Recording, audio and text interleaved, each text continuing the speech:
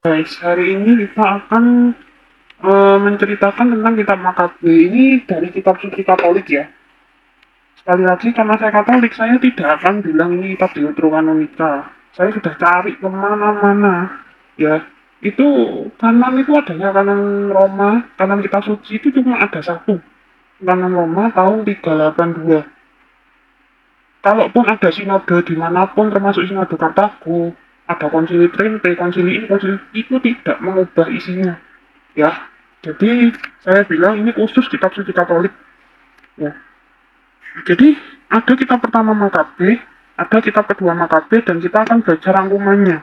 Aslinya kitab ini sangat-sangat seru ya, dan sangat saya rekomendasikan untuk membaca. Cuma sayangnya dalam bacaan kitab suci dalam misa itu ini jarang banget dikutip. Cuma dikutip dikit aja. Saya sarankan ini kalau kamu penggemar cerita ya, mumpung hibur daripada kamu nonton Netflix Sage, ini jauh lebih seru ini. Nah, kita harus tahu dulu latar peristiwanya kapan. Nah, kalau dari Alkitab yang bukan Alkitab Katolik, kita tuh nyampainya tuh cuma sampai sini aja loh. Nah, ini kan cuma sampai pembuangan. Nah, setelah pembuangan ya, itu di sini kita kehilangan yang ada di sini periode ini. Ya, di periode ini kita sangat-sangat kehilangan apa yang terjadi. Padahal kalau dengan kitab Makabe kita akan tahu ini adalah sambungannya. Ser ya, jadi ini tuh sambungan ceritanya. Kalau kita membuang kitab 1 2 Makabe, maka kita akan kehilangan yang di sini. Jadi ini ceritanya sudah penting, seru lagi. Enak dibaca sendiri sebenarnya, cuman ya saya kasih teaser-teasernya lah ya.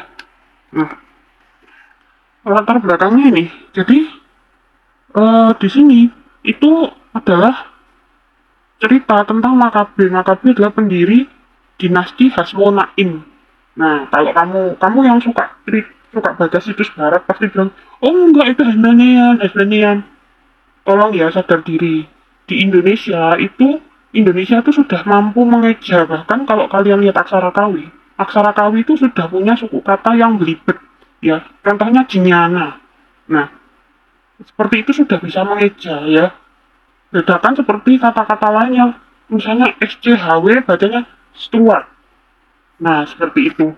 Jadi orang Indonesia itu sebenarnya mampu dan bisa mengeja yang aneh-aneh. Apalagi cuma mengeja Hasmonaim. Gampang kan? Jadi Yudas Makabe adalah pendiri dinasti Hasmonaim. Dinasti Hasmonaim ini adalah dinasti yang berdiri setelah pecahnya kerajaan.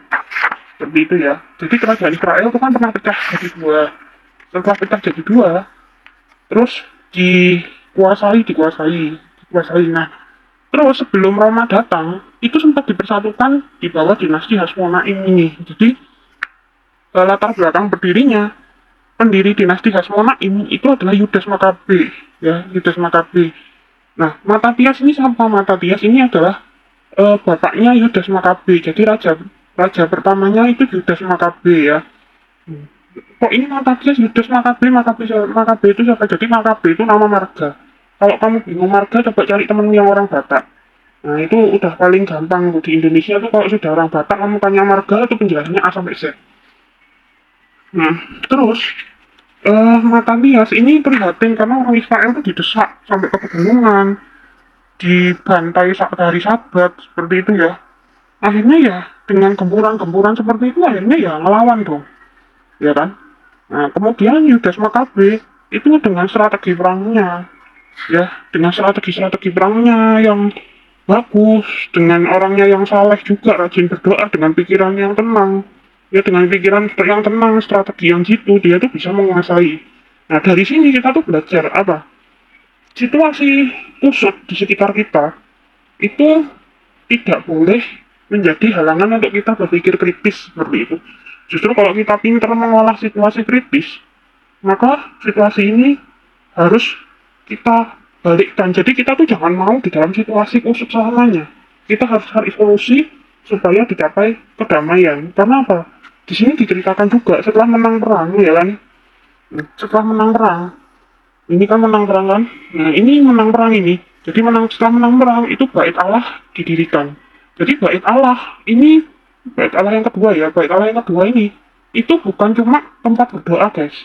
Jadi bait Allah ini adalah simbol peradaban seni, ya, karena memang seninya sangat bagus sekali. Kamu lihat sendiri di Israel sana, sisa temboknya yang cuma segaris itu aja kokoh tuh sampai sekarang. Berarti itu kokoh dan kuat sampai hari ini loh itu. Nggak bisa diruntuhkan. Jadi simbol peradaban yang dengan kualitas yang baik hanya terjadi ketika apa? Hanya terjadi ketika suasana damai, ya. Nah, seperti itu. Jadi, peristiwa menangnya ini diperingati, jadi peristiwa kemenangan ini diperingati pada bulan Desember. Tepatnya kalau kamu baca di Alkitabnya, itu tanggal 25 bulan Kislew. Disebut Hanukah atau Chanukah ya. Jadi ada C-nya, Chanukah seperti itu. Nah, karena orang Kristen itu ada yang Yahudi, dari zaman dulu orang Kristen memang ada yang Yahudi. Kalau orang Kristen Yahudi zaman sekarang sudah mulai dari sekitar 20 tahunan yang lalu, itu ada yang namanya Krisnukah. Jadi setelah Hanukah, sebelum atau sudah Natal tuh, mereka tuh kayak merayakan antaranya gitu loh. Jadi antara Kristen sama Hanukah ini dirayakan, bikin kue terus gitu.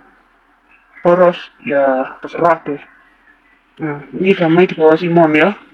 Jadi di sini, ini sebelum ini mereka dalam kerajaannya sangat kuat dan sangat solid, itu bersatu Israel Utara dan Selatan sampai nanti ada negara Roma. Nah, seperti itu. Negara Roma itu, negara Romawi itu menyerangnya itu.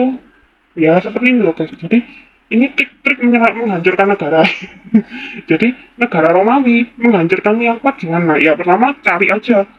Jadi, cari yang ini loh, keturunan Yohanes sampai orang-orang Roma mengalahkan Yehuda. Jadi, di sini kalau kamu baca narasi aslinya, itu eh kalau ada pemimpin yang bobrok, nanti diiming-imingi sesuatu ya, diiming-imingi entah harta, entah kekuasaan, entah jabatan dan sebagainya. Akhirnya negara itu dihancurkan dari dalam oleh orang-orang Romawi.